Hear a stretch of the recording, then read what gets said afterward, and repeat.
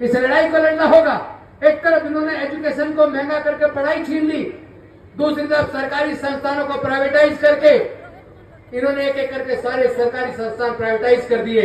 और जो सरकारी संस्थान प्राइवेटाइज हो गया, वहां आपका रिजर्वेशन खत्म, आपकी नौकरी खत्म। हमें अपनी अर्थव्यवस्था भी तैयार करनी होगी। और साथियों, आज संत कबीर जी का जन्म दिवस है, प्रकटोत्सव दिवस है। तो मैं आज इस अवसर पर आप सबको संत कबीर जी के जयंती पर शुभकामनाएं भी देता हूं, साथ में निवेदन भी करता हूं कि जो तथागत बुद्ध का जो संदेश था, जो वैज्ञानिक दृष्टिकोण पर आधारित था, जो प्रज्ञा के ऊपर आधारित ज्ञान पर आधारित था, जिसके अंदर आपके दुख से मुक्ति का मार्ग था, जिस मार्ग में अंधविश्वास पाखंडवाद के लिए कोई स्थान न था, उसी मार्ग को तथागत बुद्ध के बाद संत कबीरदास जी ने, संत गुरु रविदास जी ने, गुरु नानक देव जी ने, ज्योतिबा फूले जी ने और फिर डॉक्टर बाबा साहेब अम्बेडकर जी ने पूरी दुनिया तक पहुंचाया।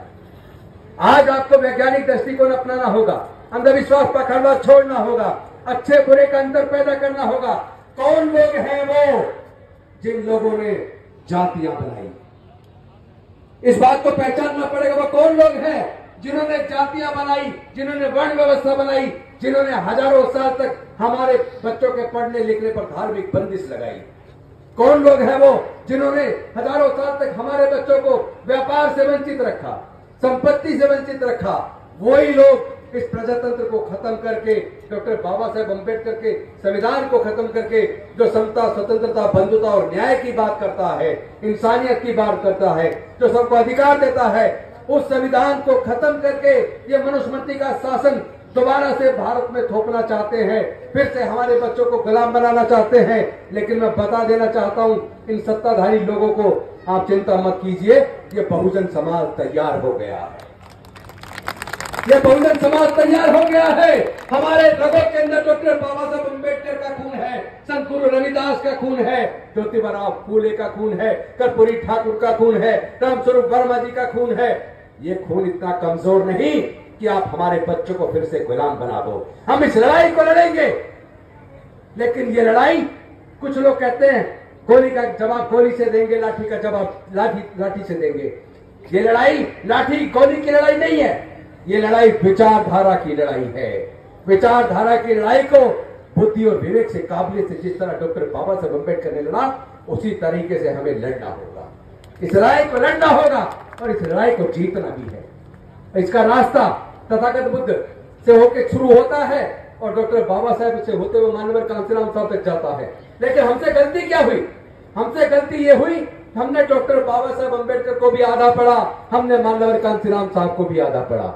हमने इतना तो पढ़ लिया, उन्होंने कहा था कि ये राजनीति वो मास्टर की है जो सारे ताले खोलती है, और उसके बाद जो कहा वो पढ़ाई नहीं, कान बंद कर लिए, और सत्ता की वो जो चाबी थी मास्टर की, उसके पीछे लग गए।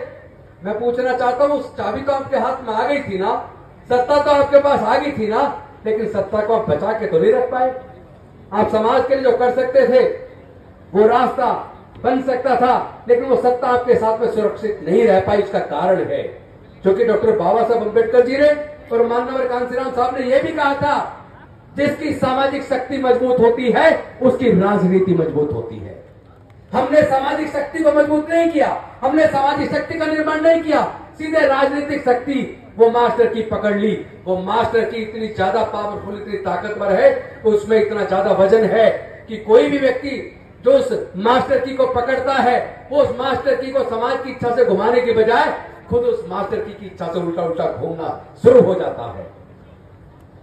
आप सोचो, आज अगर प्रधानमंत्री जी को आरएसएस कहे कि मोदी जी इस्तीफा दो, वो इस्तीफा देंगे या नहीं देंगे? देंगे ना, क्योंकि उनकी सामाजिक शक्ति मजबूत है। इसीलिए हमें भी अपनी सामाजिक शक्ति का निर्माण करना होगा, हमें अपनी सामाजिक शक्ति का निर्माण करना होगा। नेताओं के गले में माला डालना बंद कर दो, हमारे गले में माला डालने की जरूरत नहीं है। एक एक पैसा जोड़िए, ये आपके बच्चों के भविष्य के काम आएगा। पढ़ाई को हथियार बनाइए, ज्ञान को हथियार बनाइए। जब आप अपने बच्चों को पढ़ाएंगे तो वो अच्छे बुरे का अंतर सीख जाएगा, वो न्याय में और अन्याय में अंतर सीख जाएगा। हमें समता चाहिए, विषमता नहीं चाहिए। हमें न्याय चाहिए, अन्याय नहीं चाहिए। हमें मानवता चाहिए, हैवानियत नहीं चाहिए, इंसानियत चाहिए। इस लड़ाई को हम बुद्धि और विवेक से लड़ेंगे, इस लड़ाई को हम जीतेंगे। और जो लोग चाहते हैं कि राजतंत्र भारत में कायम हो, उनको तो हम 2024 तक उखाड़ फेंकेंगे, 2024 तक उखाड़ फेंकेंगे उनको। वो दोबारा आने वाले नहीं, आपको चिंता करने की जरूरत नहीं है। सिर्फ एक काम करना है, हमें एकजुट होना है। बहुजन समाज 88% पे 12% राज कर रहा है, क्योंकि वो एकजुट है और ये 88% हजारों टुकड़ों में बटा है। इन हजारों टुकड़ों को एकजुट करके हमें इतना मजबूत कराना है। और इसके लिए पहली जो लड़ाई की शुरुआत हमने की थी 5 अक्टूबर 2022 से, वो लड़ाई बढ़ते बढ़ते इतनी ऊपर चली गई, कहां 10,000 लोग और कहां 5 लाख लोग अब तक बौद्ध धर्म की दीक्षा ले चुके हैं। जो बाबा साहब का सपना था ना, मी भारत बौद्ध में करी, वो सपना पूरा होने की तरफ चल पड़ा है। और आज हमने संकल्प किया आप सबके सामने, आने वाले 26 नवंबर को दिल्ली के रामलीला मैदान में 1 लाख से ज्यादा लोग वहां आएंगे और डॉक्टर बाबा साहब अम्बेडकर के सपने को साकार करने का संकल्प लेंगे। इन्हीं शब्दों के साथ मैं अपनी वाणी को विराम देता हूं। बहुत बहुत धन्यवाद।